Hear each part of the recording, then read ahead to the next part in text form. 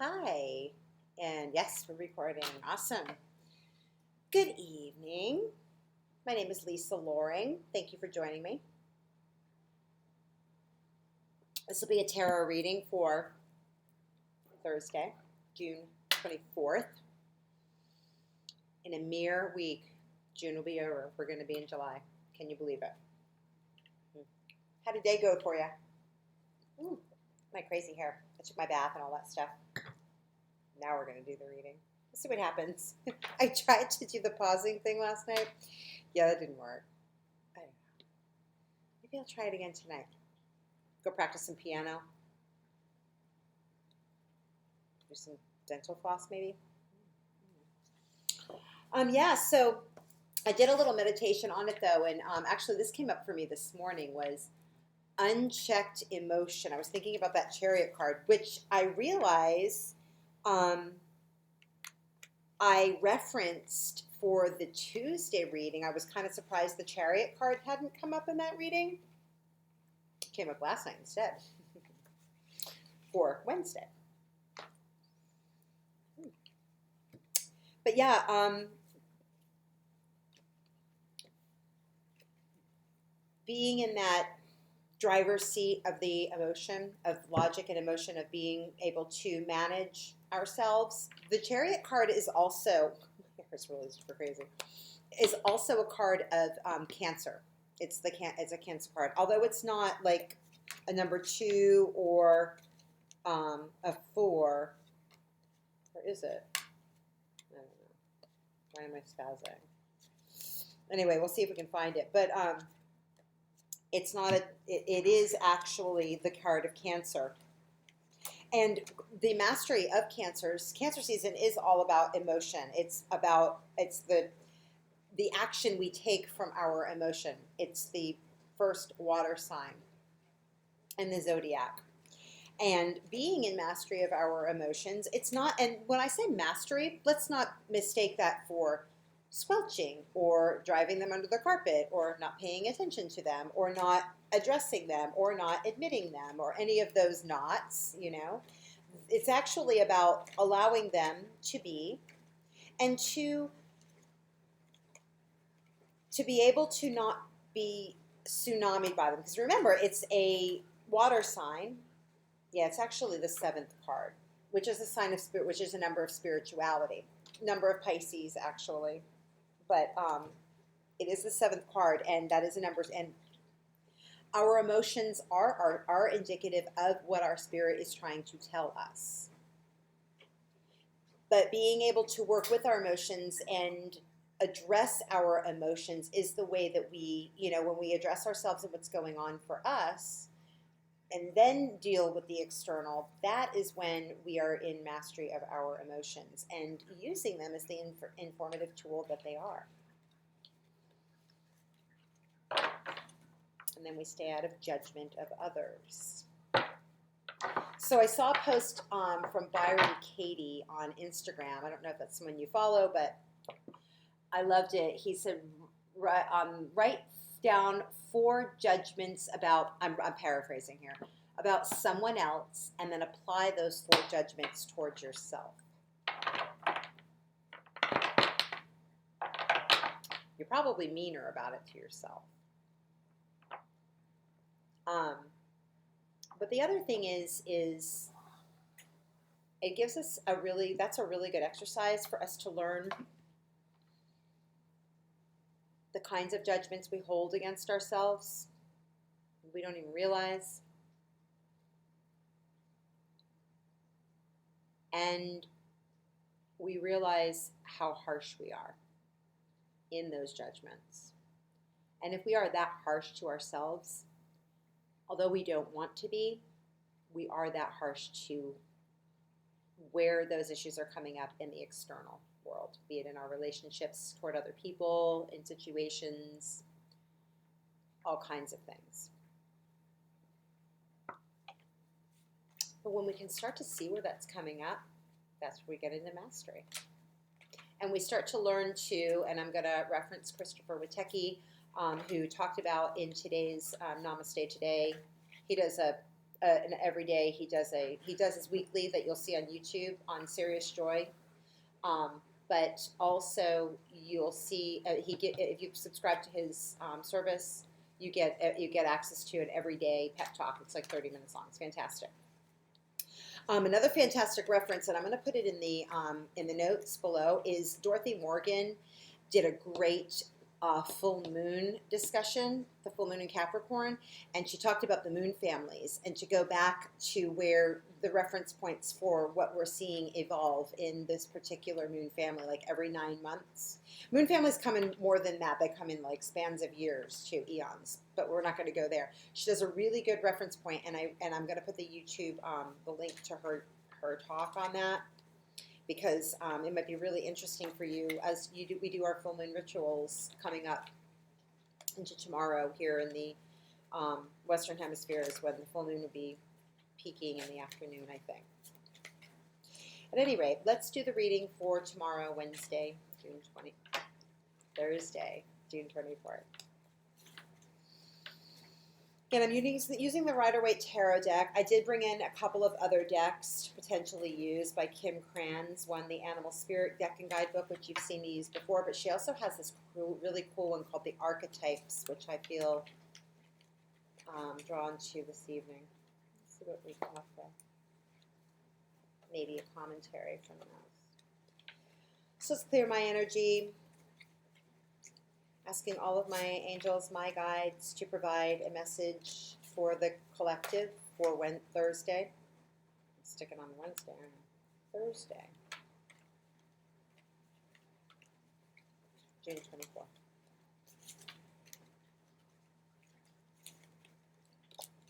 And we have one card coming out already. The Two of Pentacles.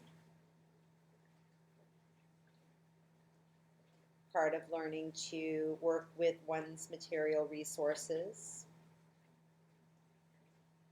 of juggling two different things, a compare, contrast, again, that judgment, discernment. So moving out of judgment, the word judgment, this came up in a group that I participate in on Tuesday nights. We talked a lot about judgment in that group, and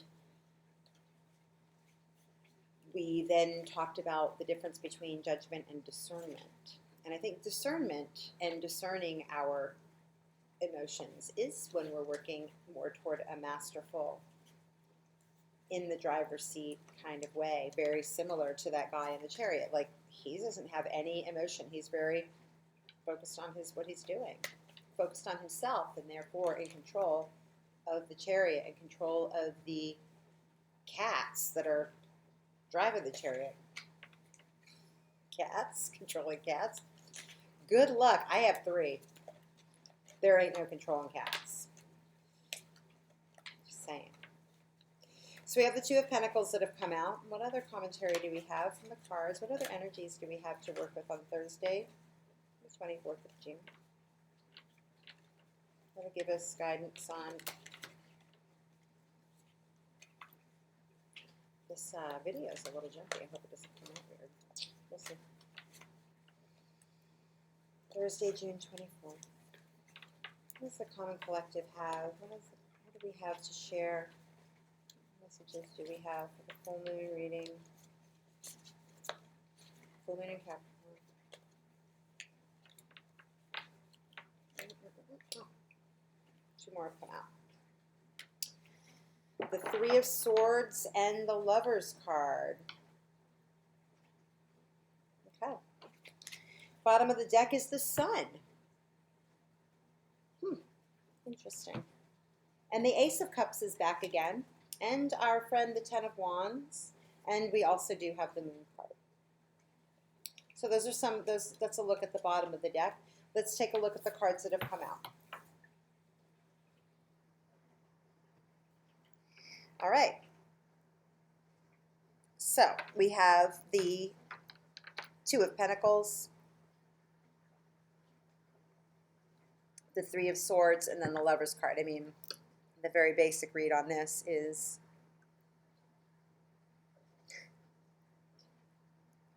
a choice between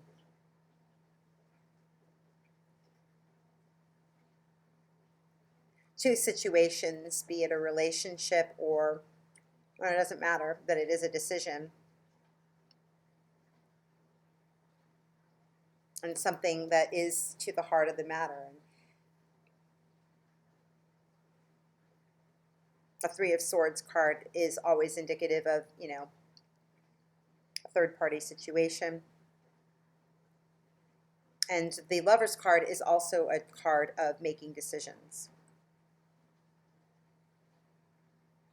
But the sun will come out. There will be illumination on the situation. And the sun is very bright here.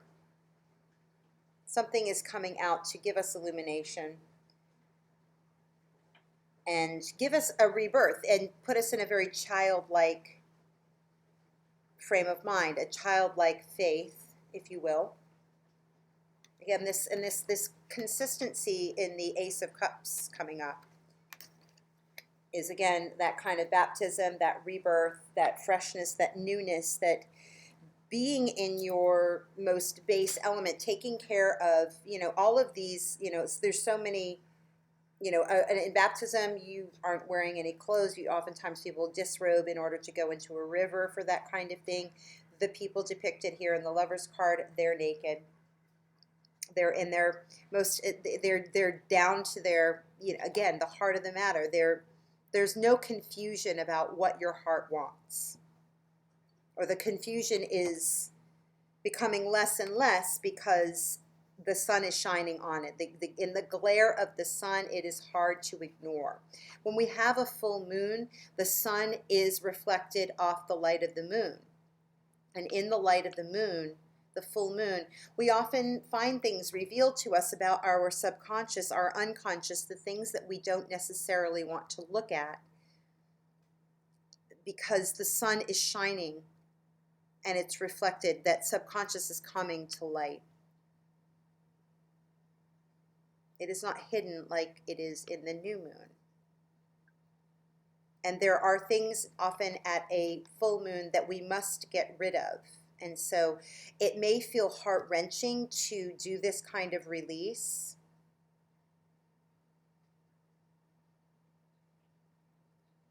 But it must be done in order to come in fresh, come in as a child to really meeting the needs of the inner child, which is very Cancerian.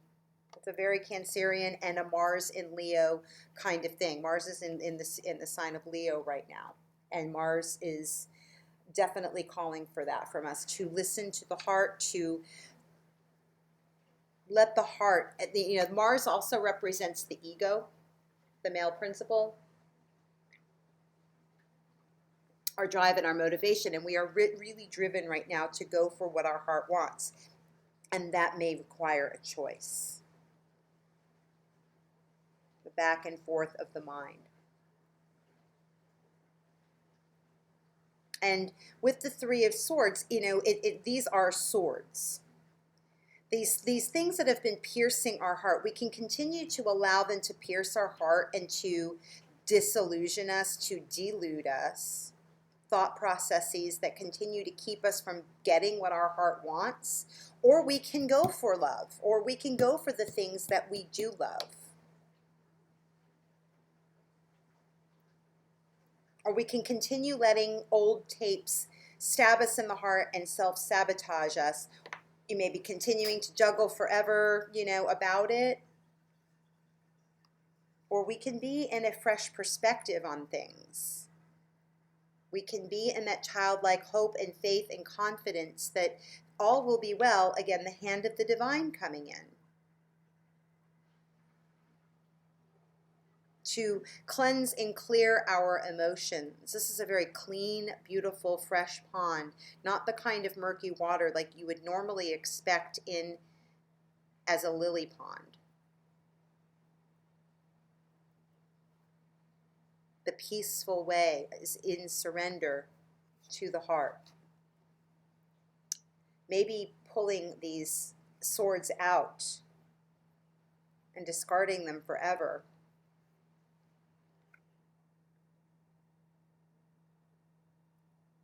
And saying, these thoughts do not serve me anymore. They don't work. I must discard them for good. And when we do, then we are in this kind of energy. We're able to choose the loving, peaceful way that's bearing sunflowers, extremely abundant. The sun is glaring on it, and you know, and again, so the moon card is here.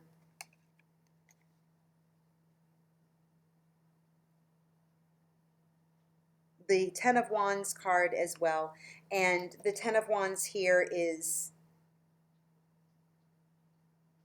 you know, I'm noticing him burying his head in these wands tonight. I'm really, that's very clear to me.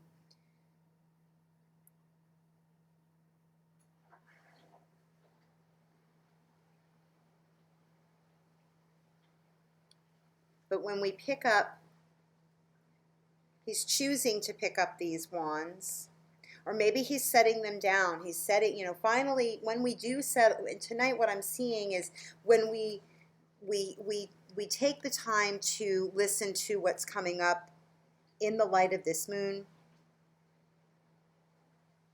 and we choose. I feel like this reading is going to be one that carries us through till Friday, post the moon. We have a decision, again, decisions to make.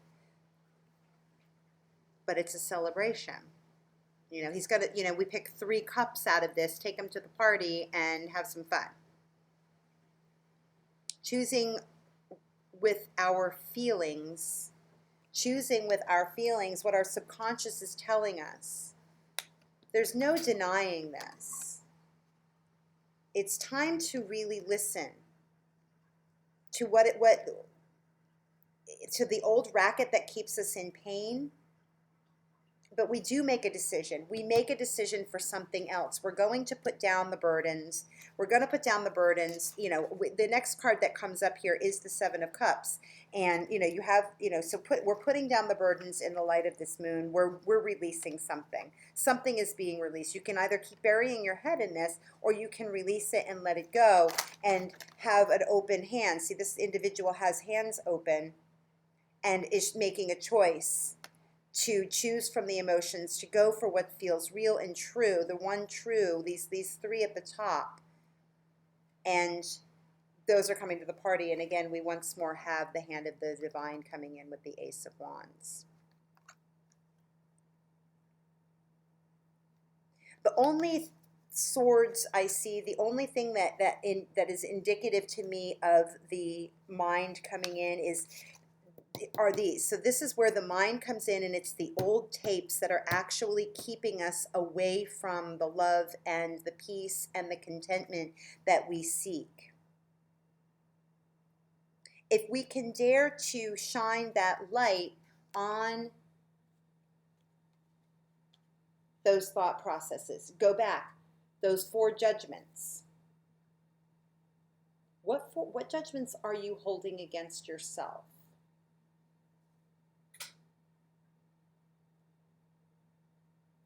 It's surprising that we would never treat others the way we treat ourselves. Try it. If you make a judgment on somebody, just make 4 more, make 3 more, write them down, but don't apply them. Absolutely turn them around and reflect them on yourselves. And see where those are true, where it's a lot easier to just stand up and accept the responsibility. Yes, these are aspects of me. Once you accept that responsibility, okay, we're great. You know, when we do that, when we get into the subconscious and we see, number 1, it's probably not as bad as you thought. And number 2, if you spoke it out to somebody, speak it to a close friend. Someone who doesn't harbor judgments and isn't going to give you this kind of raft of crap. I guarantee you they'll support you. Guarantee it. And once you speak it out in the light of day, you know, it's very freeing. It's very freeing. And there's that new fresh birth. Let's pull from the Archetypes deck. I'm definitely feeling it. I told you I was gonna. So we're gonna pull one more. Getting close to that. We'll pull from the Archetypes deck. These are round cards. I don't see a lot of people using these. It's a really cool deck. Yeah, it's the judgments that we use against ourselves that are absolutely what get in the way of us having the kinds of relationships that we want, no matter where that might be, whether it's in a work situation, whether it's in a marriage or a partnership of some sort, whatever that means for you, friendships, your relationships with your neighbors. Those judgments we harbor against ourselves, we are absolutely, in some way, shape, or form, reflecting out in the world. I caught myself doing that. I can't even tell you. I mean, the list is endless. Absolutely endless. Endless, endless love. I don't know. That was Lionel Richie, right?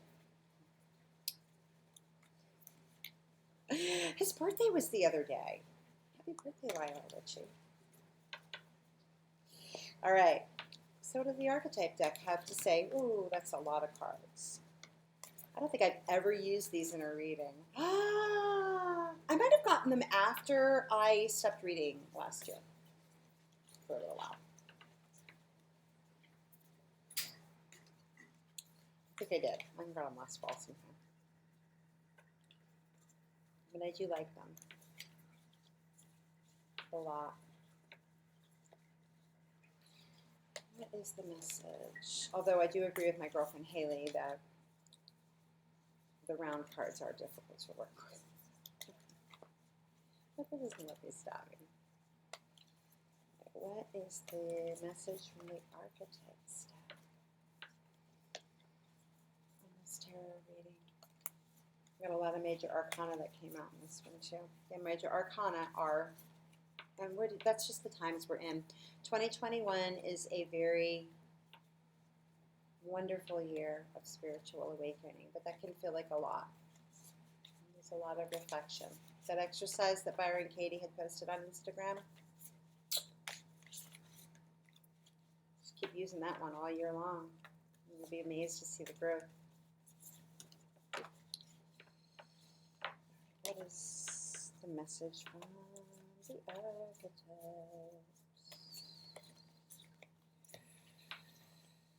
Thank you, Kim Kranz, for doing such one. Ah, here we go. What do we have here? Anima Mundi. Well, she's got kind of a crystal grid going on there. Anima Mundi. I'm going to have to read from the book because I really, really don't know what that means. So which one is this? LXXVII. So that's what? L is 50? 50? I think so. My Roman numeral game is not very on point. LXXVII. Oh, what's the last one in the thing? It's like what? 50, 75, 78? All right. The soul of the world, all that is. Anima Mundi epitomizes the principle. Accept all, reject none. Simply put, it is the living soul of the world in all its multifaceted, multidimensional layers, bonded together by loving cosmic forces. Diversity is celebrated, multiplicity is honored, and nothing is denied embrace. Nothing is denied in embrace. Constructs of separation dissipate into the wonderful mess of shared consciousness. Anima Mundi is the link between the literal and the imaginal, the rational and the mythic. It is the connective fiber that makes life meaningful. This card indicates an initiation on the level of the soul. You will awaken the unique light within and witness how this light contributes to the radiance of the entire universe. You will sense yourself as a critical note in the cosmic orchestra. Destiny is altered as you hear the enchanted melody of all living things. When light, tending to the sacred details of life. When dark, overwhelmed by the bigness of existence. To go deeper, alchemal drawings of Anima Mundi, the life and paintings of Hilma of Klint.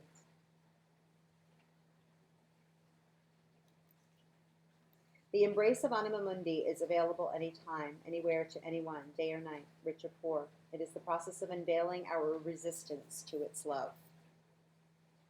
Anima Mundi is the energy behind the World card in the Tarot deck. Both carry the themes of universal unity, competence, and embrace, completeness and embrace. So yeah, I mean, we saw this come up. I got this card. Let's take another look at that. Neat, right? It's that oneness. It's either we can keep doing this to ourselves and to everyone around us through thought processes that we're not really examining, which keeps us away from this kind of world love, like the oneness, the when you don't got your clothes on, whatever. Everybody's born naked. No one's born with clothes on. And no matter what your circumstance, we're all the same. And that connectivity, our desire for relationship, of authenticity in relationship, everybody wants that. There isn't anybody who doesn't really want that. It's just the going about doing it, the stuff that we get bogged down with in the head that create the illusion of separation, that feel burdensome and keep us from being in beauty, from being fresh, renewed. The duality of things, the belief in the duality of things, the investment in the duality of things. Feeling like you have to make a choice rather than create a different way. I was actually drawn to these two towers coming out of the water with the Scylla and Charybdis. I found a different way around those. Just sang. They sang. What's the song you're singing? It'd be a really fun song. Anyway, that's the reading for Thursday, June 24th. I'll give you the Byron Katie stuff, the little exercises. Please like, share, subscribe, leave comments. If you want a private reading, you can direct message me or email me at lisa.loring@gmail.com. And all donations are gladly accepted, and I thank you for those who do. All right, I'm going to leave it at that. Have a good one. I love you. Bye.